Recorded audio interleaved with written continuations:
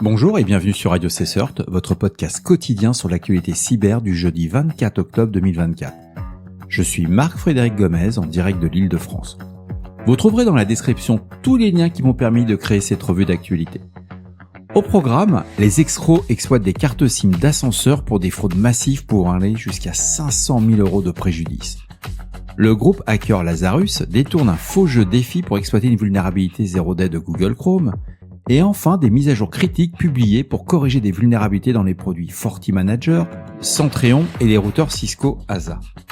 Une vulnérabilité critique a été identifiée dans Fortinet, FortiManager, impactant les versions allant de 6.4.x à 7.6.x. Plus précisément, elle permet l'exécution de codes arbitraires à distance par un attaquant non authentifié, mettant ainsi en péril l'intégralité des infrastructures de gestion. Cette faille est réellement exploitée, donc elle est référencée sous la CVE 2024-47-575. Ce qui accentue l'urgence de sa rémédiation, c'est que c'est une vulnérabilité qu'on a besoin d'être authentifiée. Elle permet aux attaquants la possibilité d'exfiltrer des données sensibles telles que les adresses IP, des secrets, des configurations des dispositifs supervisés. Donc qu'est-ce qui est touché ?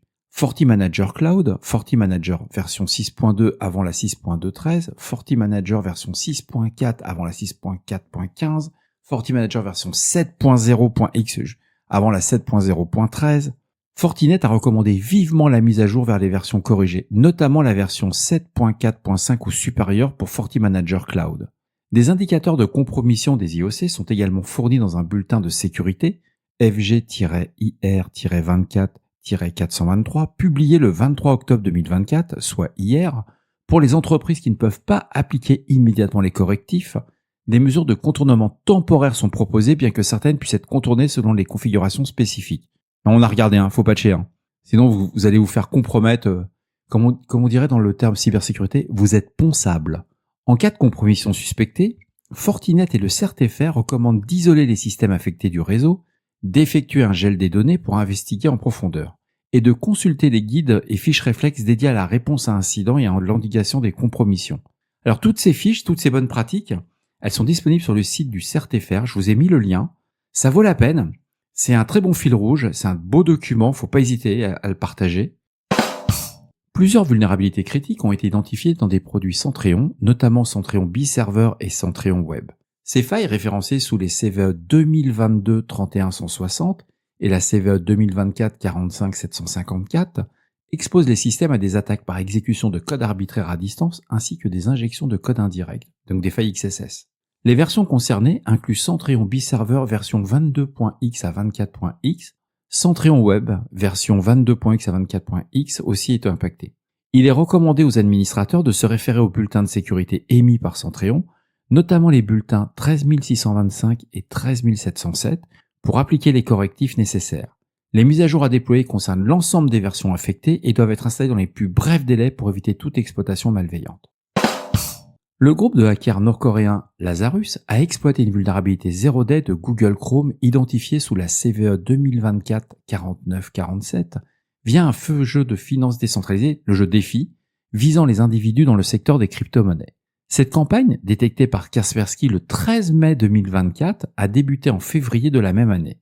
Elle repose sur un faux jeu en ligne multijoueur basé sur des NFT appelés The Tank Zone, promus à travers des publicités sur les réseaux sociaux, des courriels d'hameçonnage ciblés et des comptes LinkedIn Premium utilisés pour attaquer directement des cibles de grande valeur. Quand vous suivez le podcast, vous avez pu voir qu'on est toujours sur les mêmes principes. On va faire du social engineering, on passe par LinkedIn, on l'envoie du mail de phishing, comme on appelle ça du spear phishing pour faire plus doué, et à la fin, c'est quand même la compromission.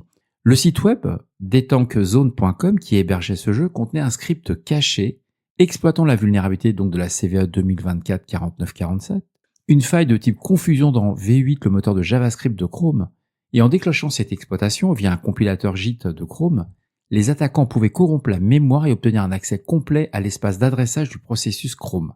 Cela leur permettait de voler des cookies, des jetons d'authentification, des mots de passe enregistrés et l'historique de navigation. Donc si au même moment vous êtes en train de consulter votre banque, vous êtes en train de consulter votre plan d'épargne, ce genre de choses, vous avez donné accès à un certain nombre de points, ils vont tout récupérer. Pour contourner la sandbox V8 de Chrome, Lazarus a utilisé une deuxième faille leur permettant d'exécuter du code à distance. Une fois exécuté, le shellcode servait à effectuer des actions de reconnaissance, collectant des informations telles que des spécifications du CPU, du BIOS, du système d'exploitation, tout en réalisant des vérifications anti-machines virtuelles et anti-débogage, avant de transmettre les données au serveur de commande et de contrôle C2 de Lazarus. Bien que Kaspersky n'ait pas analysé les étapes suivantes de l'attaque, les preuves et l'historique des opérations de Lazarus suggèrent que l'objectif final de cette campagne était de voler des crypto-monnaies. Google a corrigé cette vulnérabilité avec la version 125.0.6422.60 de Chrome le 25 mai 2024. Donc si vous êtes à jour, vous avez écouté cette news, ça va bien se passer. Par contre, si vous n'avez pas mis à jour Chrome depuis le mois de mai, faut patcher. Le dernier rapport de sécurité de Microsoft met en lumière une augmentation alarmante des cyberattaques à l'échelle mondiale, atteignant 600 millions d'attaques par jour, orchestrées par des groupes criminels et des acteurs étatiques. Selon le rapport de défense numérique 2024 de Microsoft, ces attaques ciblent des individus, des entreprises et des gouvernements avec des méthodes de plus en plus sophistiquées. L'un des aspects les plus préoccupants est la collaboration croissante entre des syndicats criminels et des groupes étatiques, facilitant l'échange d'outils et de techniques, ce qui rend les attaques plus diversifiées et efficaces. Les acteurs parrainés par les États intensifient leur activité, principalement motivés par des objectifs financiers et de collecte de renseignements. C'est ce qu'on appelle, on va faire de la fraude, on est des cybercriminels.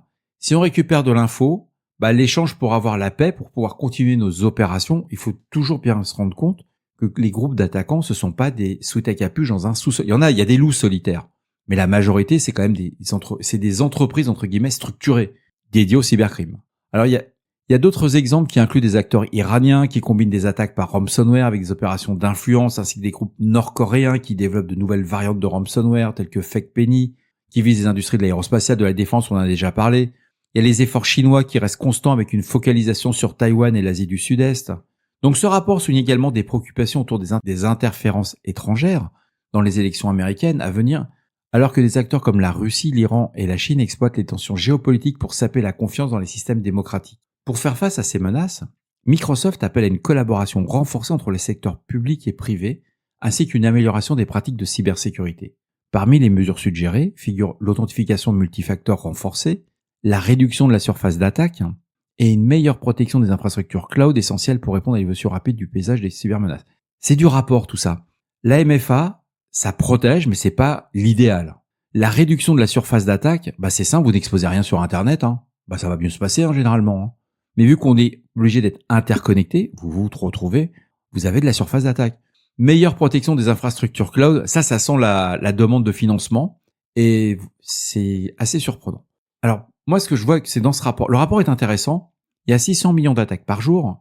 Aucune équipe de réponse à incident, aucun SOC ne peut traiter 600 millions d'attaques par jour. C'est-à-dire traiter, on l'identifie, on qualifie, on va déposer plainte, on demande aux forces de l'ordre d'intervenir. C'est pas possible.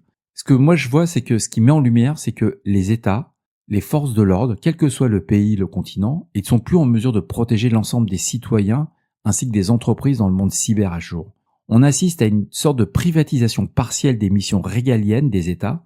La vraie question, c'est à quand des entreprises de cybersécurité basées sur les sociétés de militaires privés, ce qu'on appelle les SMP.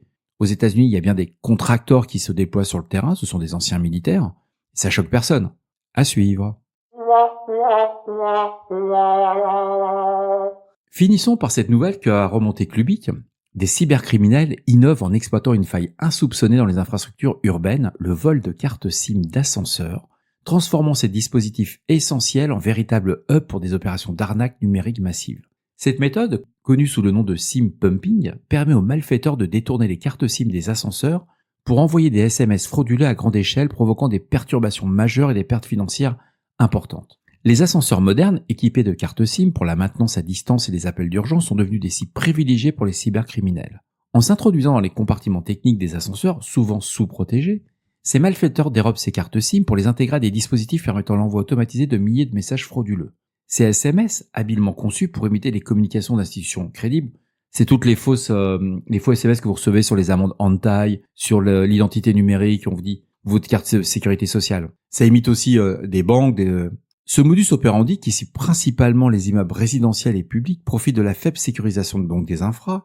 Une fois la carte SIM volée, non seulement l'ascenseur devient inutilisable, paralysant les résidents, en particulier les personnes âgées et mobilité réduite. Mais les gestionnaires d'immeubles sont confrontés à des factures téléphoniques astronomiques et à des frais de remise en état. Selon Nathan Lemaire, expert en cybersécurité, un vol de carte SIM d'ascenseur peut entraîner un préjudice allant jusqu'à 500 000 € entre les coûts de la fraude et ceux liés à la réparation des systèmes.